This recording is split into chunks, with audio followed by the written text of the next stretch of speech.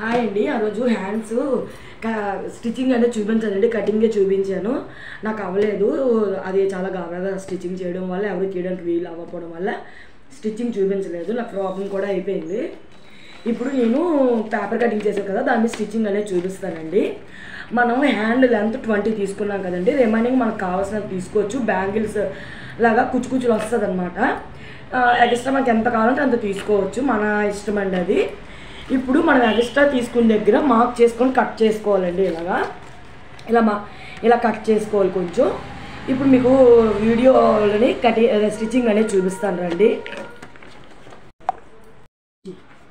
ఇదిగోండి, ఇక్కడ మార్క్ చేసుకున్నాక కట్ చేసుకున్నాం కదా మనం, ఇది ఒరిజినల్ అండి. ఇది మనం రిమైనింగ్ యాడ్ చేసుకుంది. ఇక్కడ మార్క్ చేసుకున్న దగ్గర ఇలాగా మార్క్ చేసుకోండి, 2 ఇంచెస్ దాకా మార్క్ చేసుకోండి ఇలాగా. ఇప్పుడు మనం రిమైనింగ్ ఎంత తీసుకున్నామో అక్కడ సెంటర్లో ఒక మార్క్ చేసుకోవాలండి. ఇలా సెంటర్కి ఒక మార్క్ చేసుకోవాలండి. ఇక్కడ నుంచి ఈ క్లాత్లో సెంటర్లో ఒక మార్క్ చేసుకోవాలి.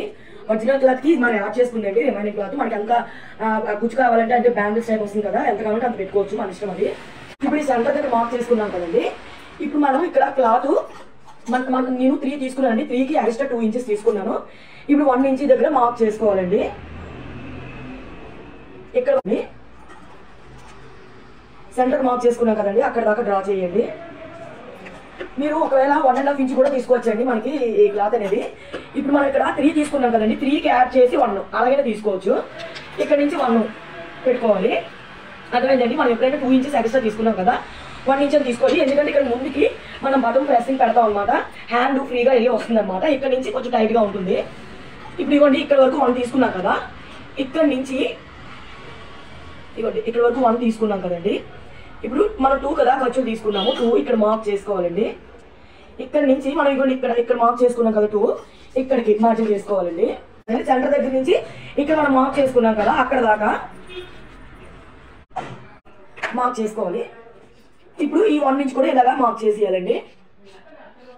అర్థమైందండి. మనం ఇక్కడ నుంచి హ్యాండ్ వేసుకోవడానికి లూజ్గా ఉండాలన్నమాట. ఇక్కడ నుంచి కుచ్చు బ్యాంగిల్స్ టైప్లో వస్తుంది అనమాట మోడల్. ఇక్కడ నుంచి టైట్ వస్తుంది అన్నమాట. ఇక్కడ నుంచి అలాగా 2 తీసుకున్నాం కదండి, 2కి అలా మార్క్ చేసి 2 ఇంచెస్ ఎక్స్ట్రా తీసుకున్నాం కదా, అలా మార్క్ చేసుకుంటూ వెళ్ళిపోవాలండి. చూడండి,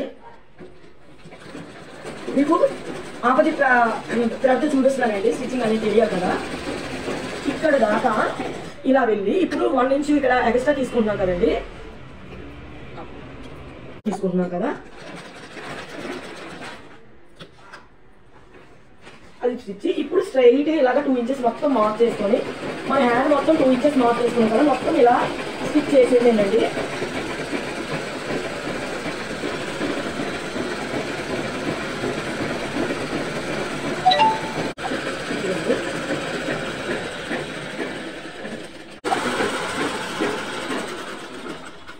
అది పేపర్ మీద కట్ చేశాను కదా, చార్ట్ మీద, అది ఉల్టా చేయడానికి అవ్వదు, రివర్స్ చేసి చూపించడానికి అవ్వదు. క్లాత్ మీద చూపిస్తున్నాను. మనం 1 ఇంచ్ స్టిచ్ చేసి తర్వాత నుంచి 2 ఇంచ్ పెట్టాం కదండి, అప్పుడు మనకి ఇలా వస్తుంది అనమాట. ఇక్కడ బటన్ పెట్టుకోవాలి. ఇవ్వండి, బటన్ చూపిస్తాను, బటన్ ఎలా పెట్టుకోవాలో చూపిస్తాను.